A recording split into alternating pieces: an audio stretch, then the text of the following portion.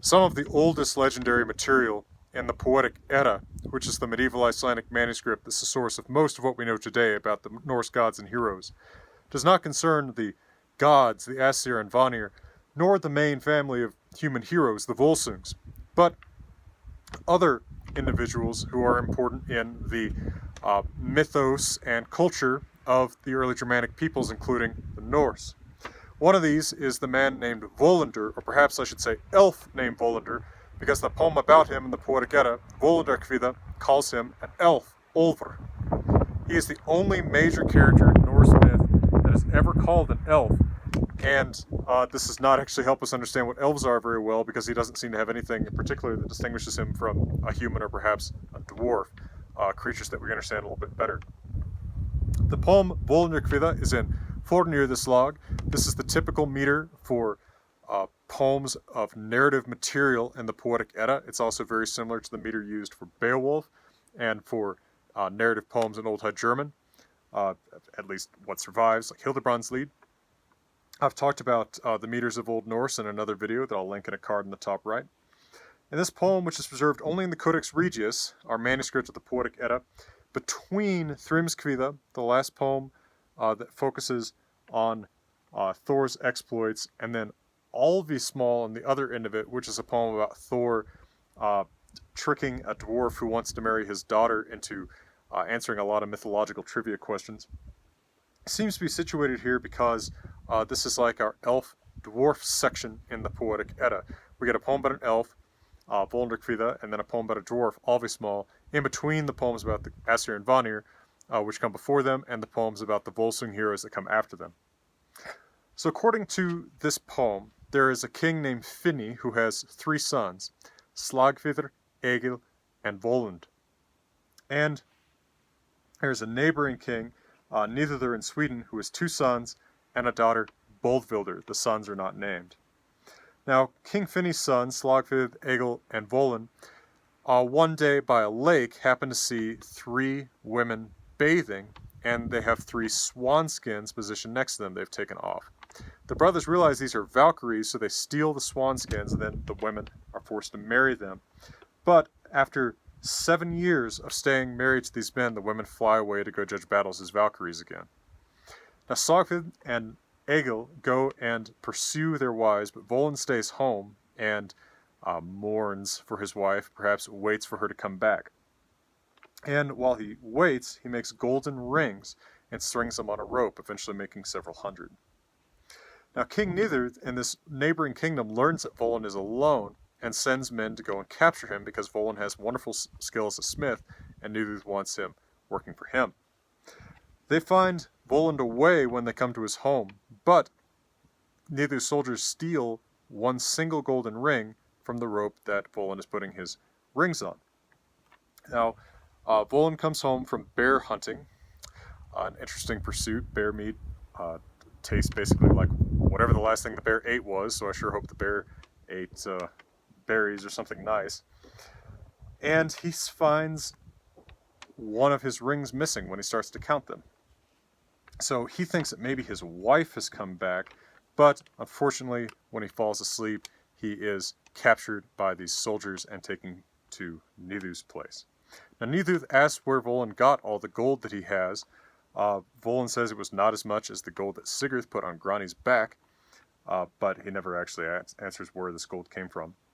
The king ends up giving the stolen ring to his daughter Boldvild, and the queen, who is not named, instructs her husband Nithur that Volund is a suspicious character who means them harm, and he tells him that he needs to kill Volund or put him away in a controlled place where he can't hurt anyone. So the king has Volund's Achilles tendons cut so that he can't walk, and then puts him on a small island called Savarstod. Here on Savarstod, Volund plots his revenge. Eventually, Nithur's 2 sons come to him, and Volund says, "Hey, would you like to see my real treasures? They're in this treasure chest over here." And the boys say, "Yes, we'd like to see them." Volund says, "All right, you're going to have to come back without telling anybody where you're going." And so the boys come back the next morning, having told no one where they are, and Volund says, "All right, now peek inside this treasure chest," and as he opens up the lid, the boys peer over and slams the lid shut, cutting off their necks because he sharpened the lid. He then makes drinking vessels out of their skulls. He makes a drink out of their blood mixed with honey, and he makes and he cooks their meat. He also makes jewels out of their eyeballs. This is all very similar to what Gudrun does to her children with Atli and the saga of the Volsungs and other material about the Volsungs. Now, a little bit later, of course, the king has no idea where his boys are, and he doesn't know that he's actually drunk from drinking vessels made from their skulls. Nidhu's daughter, Boldvild, comes to Volund, and says that her ring that was stolen from Volund is broken, and she asks Volund to fix it. And Volund says sure he will, but in the meantime he gives her a drink and proceeds to get her drunk enough on the beer that he gives her that he rapes her. And now, secretly, much like Icarus or Iron Man, Volund has built himself some kind of flying contraption, perhaps a feather suit, perhaps something more machine-like. It's never very clear what it is. And he flies away over to Nidhu's throne. Now, when the bereaved Nidhu asks Volund where his sons are, Volund explains to him exactly what he's done to his dead sons. And then the flying Volund makes Nidhu swear on a ship's deck and a horse's back and a sword's edge not to harm his bride. And then he confesses, after telling Nidhu a little bit more detail about his sons, including the fact that he can find his son's legs back in Volund's workshop, that in fact his daughter Boldvild is pregnant with Volund's son. The king says, well, you couldn't have told me anything worse, and now you're so high that no one on horseback could reach you, and no one could shoot you down. And so Volund flies away, laughing, while Nidhu calls his daughter Boldvild and asks her if this is true, that she's pregnant with Volund's child. And she says, in stanza 40, one of the most heartbreaking stanzas in all of Norse literature, Sat that Nidudr, sagt there, sotum vit Volundr saman I holmi, ena ogrstun, eba skildi, ek vater honum vinna kunak, ek vater honum vinna motak. It is true, Nidud, what is said to you. Volund and I sat together alone on the island a short while, and we never should have. I could not fight against him. I had no ability to fight against him.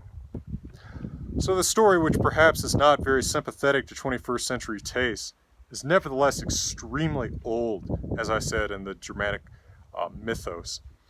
We find references to Volund in Old English, where his name is Weylund.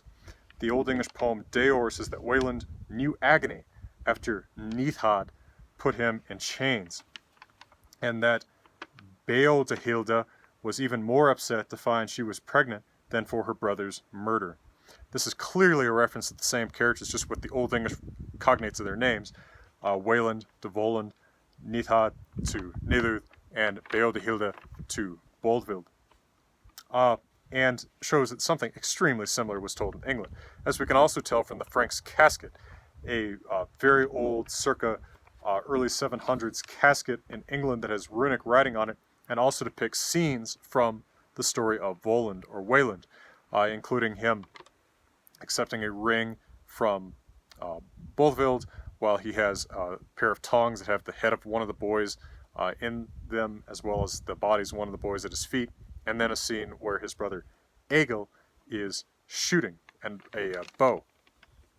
Now, in Volundarkvitha, that poem in the Poetic Edda, there's not much about Egil, but there is another version of Volund's story told in Thidrek's saga, another Old Norse source. This is a 1200s saga from Norway. I often call it the Avengers or fanfic saga because it brings together all these different saga heroes in weird, different alternative variants of their stories, often from Germany rather than Norse sources. And here, I won't go through this entire story again, except to mention that there are some interesting variants, including that Volund's brother Egil ends up showing up and working for King Nidud, and actually is ordered by Nidud to shoot Volund when he is up in the air on whatever his flying contraption is. And Nidud does shoot at him, but Volund has a bag of blood underneath his left shoulder, and that's what Egil, who's a fantastic archer, shoots, and so this drops blood, which is actually the blood of Nidhu's own sons, onto the ground, just a further insult to Nidhu.